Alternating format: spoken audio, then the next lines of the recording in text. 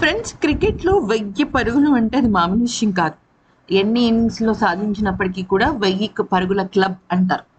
అయితే సాధారణంగా టీ20 అయితే ఒక రకంగా కొంత ఎక్కువ ఇన్నింగ్స్ పట్టొచ్చు. టెస్ట్ క్రికెట్ అయితే డబుల్ సెంచరీ చేసే అవకాశం ఉంటుంది కాబట్టి కొంచెం తక్కువ ఇన్నింగ్స్‌లో రావచ్చు. ఇలా రకరకాలుగా.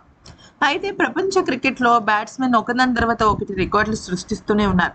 ప్రతిరోజు బౌలర్లు ఇబ్బందులు పడుతూనే ఉన్నారు. పరుగులు పేరుకుపోతూనే ఉంటాయి. అయితే ఒక బ్యాట్స్‌మెన్ ఇన్నింగ్స్‌లో సెంచరీ సాధించడానికి ఎంతో కష్టపడతాడు. డబుల్ లేదా ట్రిపుల్ సెంచరీ సాధించడానికి చాలా సేపు వేచి ఉండాల్సి ఉంటుంది.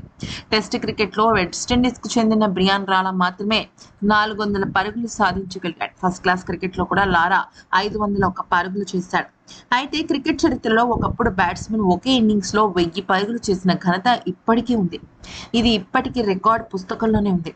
కొన్ని సంవత్సరాల క్రిందట ముంబై స్కూల్ క్రికెట్‌లో ప్రణవ్ ధాన్వాడే అనే ఒక అబ్బాయి సంచలనం సృష్టించాడు.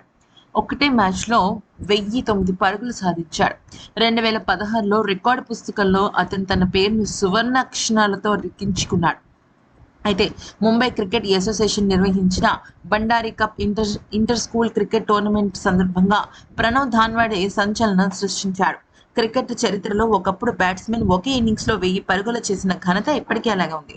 ఇప్పటికీ రికార్డు పుస్తకంలో చెరిగిపోలేదు. 9 సంవత్సరాల క్రిందట ముంబై స్కూల్లో ప్రణవ్ ధాన్వాడే సంచలనం సృష్టించాడు. అప్పట్లో అండర్-19కి సంబంధించి సచిన్ తెండూల్కర్ కొడుకు అర్జున్ తెండూల్కర్ని కూడా పక్కన పెట్టి ఈ అబ్బాయికి అవకాశం ఇచ్చిన సందర్భాలు కూడా ఉన్నాయి. అయితే HD Bandari cup inter school cricket tournament సందర్భంగా ప్రణవ్ ధాన్వాడే ఒక సంచలనం సృష్టించాడు. ఆర్య గురుకుల్లో జరిగిన మ్యాచ్లో కేసీ గాంధీ స్కూల్ తరఫున ఇన్నింగ్స్లో 1000 పరుగులు చేసిన తొలి బ్యాట్స్మెన్గా ప్రణవ్ ధాన్వాడే నిలిచాడు. కేసీ గాంధీ స్కూల్ చివరికి 1465 వద్ద తన ఇన్నింగ్స్‌ని డిక్లేర్ చేసింది.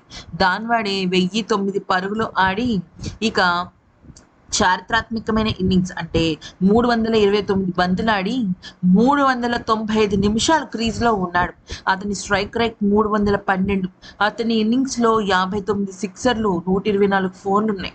అయితే ఆర్య గురుకుల్ జట్టు తొలి ఇన్నింగ్స్‌లో 31 పరుగులకు ఆలౌట్ అయ్యి ఆ తర్వాత కేసీ గాంధీ స్కూల్ బ్యాటింగ్‌కు దిగింది.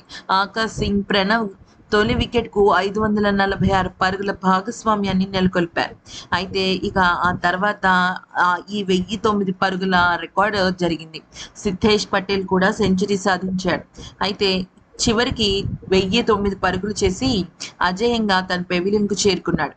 కేసీ గాంధీ స్కూల్ 3 వికెట్లకు 1465 పరుగులు చేసిన తర్వాత ఇన్నింగ్స్ డిక్లేర్ చేసింది. దీనికి 1434 పరుగుల ఆధిక్యం లభించింది. అంటే కేవలం వాళ్ళు 29 పరుగులు మాత్రమే చేశారు. రెండో ఇన్నింగ్స్‌లో ఆర్య గురుకుల్ జట్టు 52 పరుగులకే ఆలౌట్ అయింది. కేసీ గాంధీ స్కూల్ ఈ మ్యాచ్‌లో ఇన్నింగ్స్ 1382 పరుగుల తేడాతో గెలిచింది.